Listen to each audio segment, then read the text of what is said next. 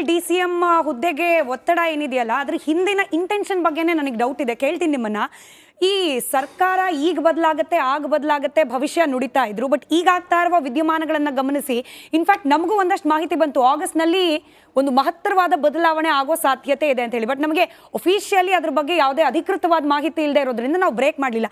But Ashok ಅವರು ಇವತ್ತು open ಆಗಿ ಹೇಳ್ಬಿಟ್ರು, ಇದೇ ಪಕ್ಷದ ಅಂದ್ರೆ ಕಾಂಗ್ರೆಸ್ ಪಕ್ಷದ ಕೆಲ ಅತೃಪ್ತ ಶಾಸಕರು ಬೇರೆ ರಾಜ್ಯದಲ್ಲಿ ಆಲ್ರೆಡಿ ತಂತ್ರಗಾರಿಕೆ ಪ್ರಾರಂಭ ಮಾಡಿದ್ದಾರೆ. ಏನ್ ನಡೀತಿದೆ ಸರ್? ಏನ್ ಸಿಕ್ತು ನಿಮ್ಮ ಪಕ್ಷಕ್ಕಂತ ಮಾಹಿತಿ? Nature does what it likes ಅಂತ ಒಂದು ಗಾದೆ ಇದೆ. ಚಳಿಗಾಲ ಮಳೆಗಾಲ ಬಂದಮೇಲೆ ಚಳಿ ಆಗುತ್ತೆ. ಇದೆಲ್ಲ ಸಹಜ, ಒಂದು ನೈಸರ್ಗಿಕ ಪ್ರಕ್ರಿಯೆ. ರಾಜಕಾರಣಕ್ಕೂ ಅದನ್ನು ಅಪ್ಲಿಕೇಬಲ್ ಮಾಡಿದ್ರೆ ಕಾಂಗ್ರೆಸ್ಸಿನ ಒಳಗಡೆ ನಡೀತಾ ಇರ್ತಕ್ಕಂಥ ಈ ಆಂತರಿಕ ಕಲಹ ಬಹುಶಃ ನಮ್ಗೆ ಯಾವುದು ಅದರಲ್ಲೇನು ಆಸಕ್ತಿ ಏನಿಲ್ಲ. ನಮ್ಗೆ ಅದರಲ್ಲಿ ಯಾವ ಆಸಕ್ತಿನೂ ಇಲ್ಲ, ಎಂಥದ್ದು ಇಲ್ಲ. ನಮಗೆ ಅಪೇಕ್ಷೆ ಇರ್ತಕ್ಕಂಥದ್ದು ಪೂರ್ಣ 5 ವರ್ಷ ಈ ರಾಜ್ಯದಲ್ಲಿ ಇರಬೇಕು, ಪೂರ್ಣ ಅವ್ರೇನೆಲ್ಲ ಭರವಸೆ ಕೊಟ್ಟಿದ್ರು ರಾಜ್ಯವನ್ನು ತೆಗೆದುಕೊಂಡು ಹೋಗಬೇಕು ಅನ್ನೋದೊಂದು ಬಿಟ್ಟರೆ ನಮಗೆ ಇದರಲ್ಲಿ ರಾಜಕೀಯದ ಬೇಳೆ ಬೇಯಿಸ್ಕೊಳ್ಳೋ ಅಂತ ಯಾವ ನಮಗೆ ಆಸಕ್ತಿನೂ ಇಲ್ಲ, ಅವಶ್ಯಕತೆನೂ ಇಲ್ಲ. ಹೇಳ್ತಾರೆ ಅವ್ರು ಮಾಡ್ಕೊಳ್ತಿರೋದಕ್ಕೆ ನಮಗೆ ಇದರಲ್ಲಿ BJPಯ ಯಾವುದೂ ಇಲ್ಲ. ಆದರೆ ಒಂದಂತೂ ಸ್ಪಷ್ಟ ಕಾಣ್ತಾ ಇದೆ, ಏನು ಸಿದ್ದರಾಮಯ್ಯನವರು ಇದು ಹೇಗೆ ಅಂದರೆ ತಮಿಳಿನ ಒಬ್ಬ ನಿರ್ದೇಶಕ ಭಾಗ್ಯರಾಜ್, ಅವರೇ ಕತೆ ಬರೆದು ಅವರೇ ನಟನೆ ಮಾಡಿ ಅವರೇ ಡೈರೆಕ್ಷನ್ ಮಾಡಿರ್ತಕ್ಕಂಥದ್ದು, ಅದು ವಿಶೇಷ ಅವ್ರದ್ದು ಒಬ್ಬ ಡೈರೆಕ್ಟ್ರದು. ಹಾಗೆ ಇಡೀ ಒಂದು ಪ್ರಕರಣದೊಳಗಡೆ ಈ ರಾಜ್ಯದ ಮುಖ್ಯಮಂತ್ರಿ ಇಡೀ ಸ್ಕ್ರಿಪ್ಟೆಡನ್ನು ನರೇಟ್ ಮಾಡಿರ್ತಕ್ಕಂಥದ್ದು, ಅವರೇ ಅದಕ್ಕೆ ಪಾತ್ರಧಾರಿಗಳು, ನಿರ್ದೇಶಕರು ಅವರೇನೆ.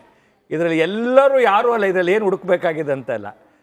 ಭಾಗ್ಯರಾಜ್ ಬಿಟ್ಟ ಮೇಲೆ ಕರ್ನಾಟಕದ ಸಿದ್ದರಾಮಯ್ಯನವರೇ ಅಷ್ಟು ಯಶಸ್ವಿಯಾದಂಥ ನಿರ್ದೇಶಕರು, ಸ್ಕ್ರಿಪ್ಟ್ ರೈಟರು, ಇವೆಲ್ಲರೂ ಅವರೇನೆ.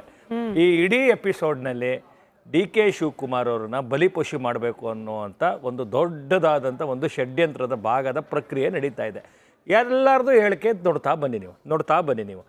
ಸತೀಶ್ ಜಾರಕಿಹೊಳಿಯಿಂದ ಹಿಡಿದು MB ಪಾಟೀಲಿಂದ ಹಿಡಿದು ರಾಜಣ್ಣ ಅವರಿಂದ ಹಿಡಿದು ಪ್ರತಿಯೊಬ್ಬರದ್ದು ಹೇಳಿಕೆ ತೆಗೆದುಕೊಳ್ತಾ ಬನ್ನಿ.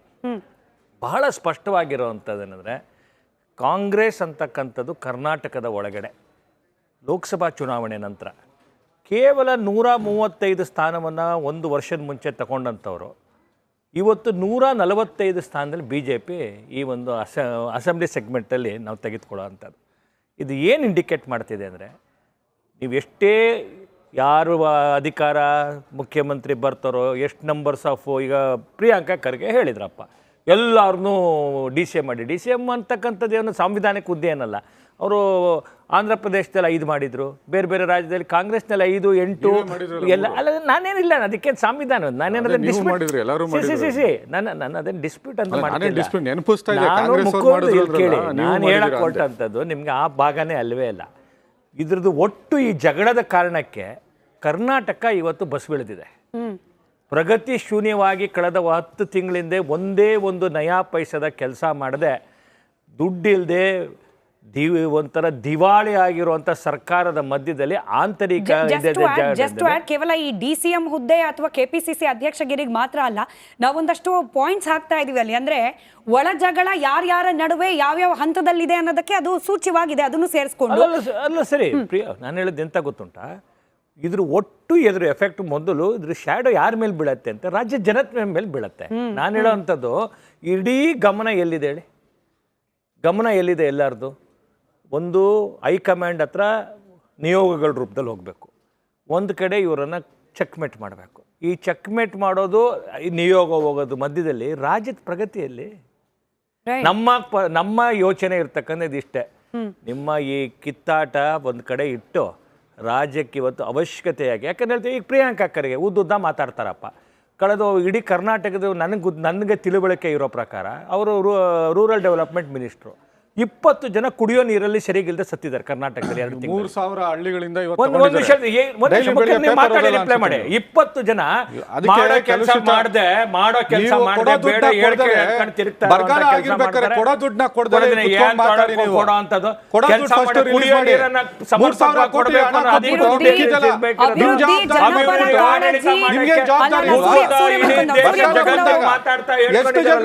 ಗ್ರಾಮೀಣಾಭಿವೃದ್ಧಿ ಮಂತ್ರಿ ಕಷ್ಟ ಬೇರೆ ಸೂರ್ಯ ಏನು ಮುಕುಂದ್ ಮಾಡ್ಬೇಕು ಅವರೇ, ಅಂತ.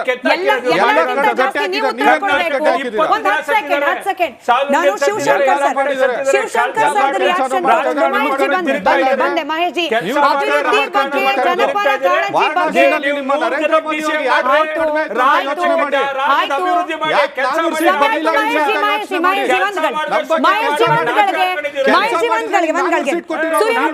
ಸೂರ್ಯ ಮುಕುಂದ್ ಅವರೇ, ಇವತ್ತು 5 ಜನರ ಪ್ರಶ್ನೆ ಇನ್ಕ್ಲೂಡಿಂಗ್ ನನ್ನ ಪ್ರಶ್ನೆ ಉತ್ತರ ಕೊಡಬೇಕಾಗಿರೋದು ನೀವೇ. ಕಡೆದಾಗ ನಿಮ್ಮನ್ನ ಕೇಳ್ತೀನಿ. ಶಿವಶಂಕರ್ ಸರ್ದು ಒಂದು ರಿಯಾಕ್ಷನ್ ತಗೊಂಡು.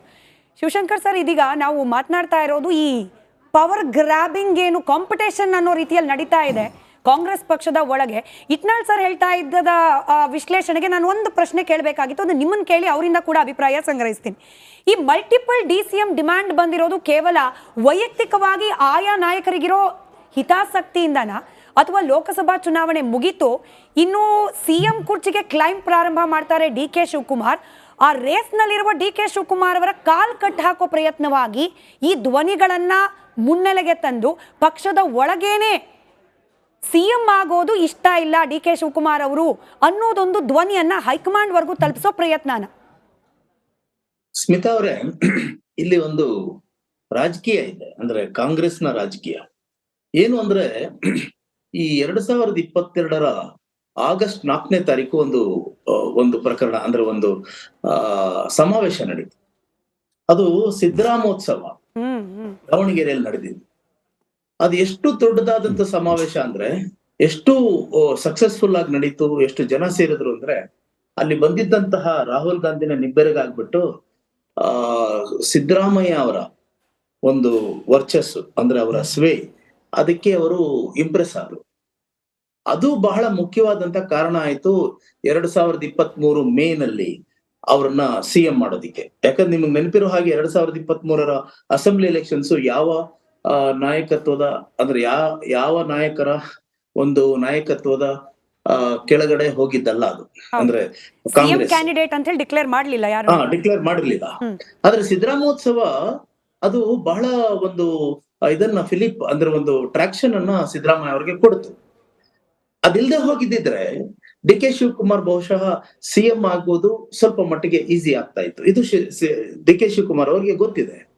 ಆಮೇಲೆ ಆ ಸಿದ್ದರಾಮೋತ್ಸವ ಅಷ್ಟು ಅದ್ಭುತವಾದಂತ ಯಶಸ್ವಿ ಆಗೋದಕ್ಕೆ ಕಾರಣ ಏನು ಅಂತಾನು ಗೊತ್ತಿದೆ ಅವರಿಗೆ. ಯಾರು ಅಲ್ಲಿ ಅಂತಂದ್ರೆ, ಆ ಸಿದ್ದರಾಮೋತ್ಸವದ ಚೇರ್ಮನ್ ಆಗಿದ್ದು RV ದೇಶಪಾಂಡೆ, ಮತ್ತೆ ಅದನ್ನೆಲ್ಲ ಆರ್ಗನೈಸ್ ಮಾಡಿದ್ದು ಬಸವರಾಜ ರಾಯರೆಡ್ಡಿ, ಈ ತರದವರು, ಅಂದ್ರೆ ಸಿದ್ದರಾಮಯ್ಯ ಅವರ ಬೆಂಬಲಿಗರು. ಅವ್ರ ಏನ್ ಮಾಡಿದ್ರು, ಸರ್ಕಾರ ಬಂದ ಮೇಲೆ ಸಿದ್ದರಾಮಯ್ಯ ಇವರು ಈ ಇವರು ದೇಶಪಾಂಡೆ, ಮತ್ತೆ ಇವರು ರಾಯರೆಡ್ಡಿ, BR ಪಾಟೀಲ್ ಇಂಥವರೆಲ್ಲ ಮಂತ್ರಿಗಳಾಗದೇ ಇರೋ ತರ ನೋಡ್ಕೊಂಡ್ರು. ಅದು ಅವರಿಗೆ ಆ ಒಂದು ಏನು ನೋವು ಅಥವಾ ಆ ಒಂದು ಆಕ್ರೋಶ ಒಳಗಡೆ ಅಂದ್ರೆ ಲೇಟೆಂಟ್ ಆಗಿ ಇತ್ತು, ಸಿದ್ದರಾಮಯ್ಯ ಅವ್ರಿಗೂ ಇತ್ತು. ಆಮೇಲೆ ಈ ಮಧ್ಯದಲ್ಲಿ ಪರ್ಸೀವ್ಡ್ ಒಂದು ಪ್ಯಾಕ್ಟ್ ಇದೆಯಲ್ಲ, ಏನಂದ್ರೆ 2.5 ವರ್ಷ ಆದ್ಮೇಲೆ ಸಿದ್ದರಾಮಯ್ಯ ಇವರಿಗೆ DK ಶಿವಕುಮಾರ್ ಅವರಿಗೆ ಚೀಫ್ ಮಿನಿಸ್ಟರ್ ಗಿರಿಯನ್ನ ಕೊಡ್ಬೇಕಾಗತ್ತೆ. ಸೊ ಹೀಗಿರುವಾಗ ಏನಾಯ್ತು, ಇದನ್ನ ವಾಪಸ್ ಅಂದ್ರೆ ನೋಡ್ತಾ ಇದ್ರು, ಸಮಯ ನೋಡ್ತಾ ಇದ್ರು. ಮೊದಲನೇ ವಾರದಿಂದಾನೇ MB ಪಾಟೀಲ್ ಶುರು ಮಾಡಿದ್ರು, ಸಿದ್ದರಾಮಯ್ಯ 5 ವರ್ಷಕ್ಕೆ ಇದ್ದಿರ್ತಾರೆ ಅಂತ, ಅಂದ್ರೆ ಕಂಟಿನ್ಯೂ ಆಗ್ತಾರೆ ಅಂತ. ರಾಜಣ್ಣ ಅವರು ಪದೇ ಪದೇ ಬರೀ ಏನು DCM ಮಾತ್ರ ಅಲ್ಲ, KPCC ಪ್ರೆಸಿಡೆಂಟ್ ಕೂಡ ಚೇಂಜ್ ಆಗ್ಬೇಕು ಅನ್ನೋದನ್ನ ಮಾಡಿದ್ರು. ಆಮೇಲೆ ಜಾರಕಿಹೊಳಿ ಅವರು ದಲಿತರನ್ನ ಗ್ರೂಪ್ ಮಾಡಿದ್ರು. ಎಲ್ಲ ಬಿಟ್ಟು ಪರಮೇಶ್ವರ್, ಯಾವ ಪರಮೇಶ್ವರ್ ಸಿದ್ದರಾಮಯ್ಯ ಅವರ ಶತ್ರುವಾಗಿ ಏನು ಎಮರ್ಜಿ ಆಗಿದ್ರು 2013 ಒಂದು ಸೋಲಿನ ನಂತರ, ಇವಾಗ ಅವರಿಬ್ರು ಒಂದಾಗಿರೋ ತರ. ಅಂದ್ರೆ ಸಿದ್ದರಾಮಯ್ಯ ಅವರೇ ಪರಮೇಶ್ವರ್ ಮನೆಗೆ ಹೋಗ್ಬಿಟ್ಟು ದಲಿತರು ಯಾಕೆ CM ಆಗ್ಬಾರ್ದು ಅಂತ ಹೇಳೋದ್ರ ಮೂಲಕ ಇವೆಲ್ಲವೂ ಏನಂತಂದ್ರೆ ಕ್ಲಿಯರ್ ಆಗಿ DK ಶಿವಕುಮಾರ್ ಅವರಿಗೆ ಒಂದು ಚೆಕ್ ಮೇಟ್ ಇಡೋದಕ್ಕೋಸ್ಕರ ನಡೆದಂತ ಪ್ರಯತ್ನ ಅನ್ನೋದು ಕ್ಲಿಯರ್ ಆಗಿ ಗೊತ್ತಾಗುತ್ತೆ. ಇಂಥ ಸಮಯದಲ್ಲಿ ಲೋಕಸಭಾ ಚುನಾವಣೆಯನ್ನ ಲಿವರೇಜ್ ಮಾಡ್ಕೊಳ್ಳೋದಕ್ಕೆ ಇವರು DK ಶಿವಕುಮಾರ್ ಪ್ರಯತ್ನ ಪಟ್ಟರು. ಏನಂತಂದ್ರೆ, ನಾನು ಈ ಲೋಕಸಭಾ ಚುನಾವಣೆಯನ್ನು ಉಪಯೋಗಿಸ್ಕೊಂಡು ಒಕ್ಕಲಿಗ ಲೀಡರ್ ಆಗಿ ನಾನು ಎಮರ್ಜ್ ಆಗಿ CM ಮೆಟೀರಿಯಲ್ ಆಗಿ ನಾನು ಡೆವಲಪ್ ಆಗ್ಬೇಕು ಅಂತ. ಹಾಗಾಗಿ ಅವ್ರು ಏನ್ ಹೇಳ್ತಾ ಬಂದ್ರು, ನಾನು 8 ಜನ ಒಕ್ಕಲಿಗ ಅಭ್ಯರ್ಥಿಗಳಿಗೆ ಟಿಕೆಟ್ ಕೊಡ್ಸಿದ್ದೀನಿ ಅಂತ. ಅನ್ಫಾರ್ಚುನೇಟ್ಲಿ ಫಾರ್ ಹಿಮ್ 8 ಜನದಲ್ಲಿ ಹಾಸನ ಬಿಟ್ಟು ಇನ್ನೆಲ್ಲೂ ಗೆಲ್ಲಿಲ್ಲ. ಬಟ್ ಹಾಸನ ಕೂಡ DK ಶಿವಕುಮಾರ್ ಅವ್ರ ಕ್ರೆಡಿಟ್ ತಗೊಳ್ಬೋದಾ ಗೊತ್ತಿಲ್ಲ. ಅಲ್ಲ, ಹಾಸನ್ ಒಂದು ಬಂತು ಅಂತಾನೆ ಅನ್ಕೊಳ್ಳಿ ಕಾಂಗ್ರೆಸ್ಗೆ, ಅಂದ್ರೆ ಒಕ್ಕಲಿಗ ಸೀಟ್. ಅದು ಬಿಟ್ರೆ ಅವ್ರ ತಮ್ಮ ಸ್ವತಃ ಬೆಂಗಳೂರು ರೂರಲ್ ಸೋತೋಗ್ಬಿಟ್ರು. ಇಂಥ ಸಮಯ ನೋಡಿ ಅಂದ್ರೆ ಹಳ್ಳಕ್ಕೆ ಬಿದ್ರೆ ತೋಳ ಆಳಗೊಂದ್ ಕಲ್ಲು ಅಂತ ಹೇಳ್ತಾರಲ್ಲ, ಈ ಸಮಯ ಅಂತ ಅವರು ಒಂದು ಸಿದ್ದರಾಮಯ್ಯ ಅವ್ರ ಕ್ಯಾಂಪು ಮಾಡ್ತಾ ಇರೋದು ಕ್ಲಿಯರ್ ಆಗಿ ಕಾಣಿಸುತ್ತೆ. ಇದು this is internal politics with in the Congress. ಇನ್ನು ಏಕನಾಥ್ ಶಿಂದೆ ಆಗಿ ಎಮರ್ಜಿ ಯಾರಾಗ್ತಾರೆ, ಸಿದ್ದರಾಮಯ್ಯ ಆಗ್ತಾರ ಇಲ್ಲ ಡಿ ಕೆ ಶಿವಕುಮಾರ್ ಆಗ್ತಾರ ಅನ್ನೋದು ಕಾಲನೇ ನಿರ್ಧಾರ ಮಾಡ್ಬೇಕು. ಯಾಕೆ ಅಂತಂದ್ರೆ ಡಿ ಕೆ ಶಿವಕುಮಾರ್ ಇದುವರೆಗೂ ಅವ್ರಿಗಿರುವಂತ USP ಏನಂತಂದ್ರೆ ಲಾಯಲ್ಟಿ ಫಾರ್ ದಿ ಕಾಂಗ್ರೆಸ್, ಅಂದ್ರೆ ಪಾರ್ಟಿಯ ನಿಷ್ಠೆ ಅನ್ನೋದಿದೆಯಲ್ಲ ಅದು ಅವರ ಶಕ್ತಿ. ಡಿ ಕೆ ಶಿವಕುಮಾರ್ದ ಪಾರ್ಟಿ ನಿಷ್ಠೆ ಎಷ್ಟೇ ಆಗ್ಲಿ, ಜೈಲ್ಗೆ ಹೋಗೋಂಗಾಯ್ತು, ಆಮೇಲೆ ತೊಂದರೆಗಳನ್ನ ತಗೊಳ್ಳೋಂಗಾಯ್ತು, ಇಷ್ಟಾದ್ರೂ ಕೂಡ ನಮ್ಮ ಪಾರ್ಟಿಗೋಸ್ಕರ ಇರ್ತೀವಿ. ಜೈಲ್ಗೆ ಹೋಗಿದ್ದೆ ಪಾರ್ಟಿಗೋಸ್ಕರ, ಯಾಕಂದ್ರೆ ಅವರು ಪಟೇಲ್ ಅಹಮದ್ ಪಟೇಲ್ ಅವರು ರಾಜ್ಯಸಭಾ ಮೆಂಬರ್ ಮಾಡೋಕ್ಕೋಸ್ಕರ ಬಿಜೆಪಿ ಅವ್ರನ್ನ ಹೆದರಾಕೊಂಡು ರಾಜಸ್ಥಾನದಲ್ಲಿ ಗುಜರಾತ್ ನಲ್ಲಿ ಇದು ಜೈಲ್ಗೆ ಹೋದೆ. ಸೊ ಈಗ ಅದರ ನಿಷ್ಠೆ ಅನ್ನೋದು ಕೂಡ ಎಲ್ಲಿವರೆಗೂ ಹೋಗುತ್ತೆ, ನಿಷ್ಠೆಯಿಂದ ಏನಾದ್ರೂ ಒಂದು ಲಾಭ. ವ್ಯಾಲಿಡಿಟಿ ಏನು ಅಂತ ಹೇಳಿ ಸರ್, ಎಂತೆಂತ ಬದಲಾವಣೆಗಳನ್ನ ಗಮನಿಸ್ಬಿಟ್ಟಿದ್ವಿ. ಪಕ್ಷ ನಿಷ್ಠೆ ಅನ್ನೋದನ್ನ ಹಣೆ ಮೇಲೆ ಹೊತ್ಕೊಂಡು ಓಡಾಡ್ತಿದ್ದವರು ಕೂಡ ಅಧಿಕಾರ ಸಿಗದೆ ಇದ್ದಾಗ ಹೊಸ ಪಕ್ಷ ಕಟ್ಟಿರೋದನ್ನ ಈ ನಾಡ್ ನೋಡ್ಬಿಟ್ಟಿದೆ. ನಾನು ಅದನ್ನೇ ಹೇಳ್ತಾ ಇದ್ದು, ನಿಷ್ಠೆ ಅನ್ನೋದ್ರಿಂದ ಏನಾದ್ರೂ ಒಂದು ಕಿಂಚಿತ್ ಲಾಭ ಆಗುತ್ತೆ ಅನ್ನೋದಾದ್ರೆ ನಿಷ್ಠೆಗೆ ಬೆಲೆ ಇದೆ. ನಿಷ್ಠೆಯಿಂದ ನಾನು ಚೀಫ್ ಮಿನಿಸ್ಟರ್ ಆಗ್ತಾ ಇಲ್ಲ ಅನ್ನೋದಾದ್ರೆ ಅವ್ರು ತಿರುಗ್ಬಿದ್ದಾಗ ಬಹಳ ಏನಂತ ಆಟ ಎಫೆಕ್ಟಿವ್ ಆಗಿರುತ್ತೆ. ಅದನ್ನ ನಾವು ಕಾದು ನೋಡ್ಬೇಕೇ ಹೊರತು ಇವತ್ತೇ ನಾವು ಹೇಳೋದಕ್ಕಾಗೋದು, ಸ್ಟುಡಿಯೋದಲ್ಲಿ ಕೂತ್ಕೊಂಡು ಈಗ ಆಗುತ್ತೆ ಅಂತ ಹೇಳೋದಕ್ಕಾಗೋದಿಲ್ಲ.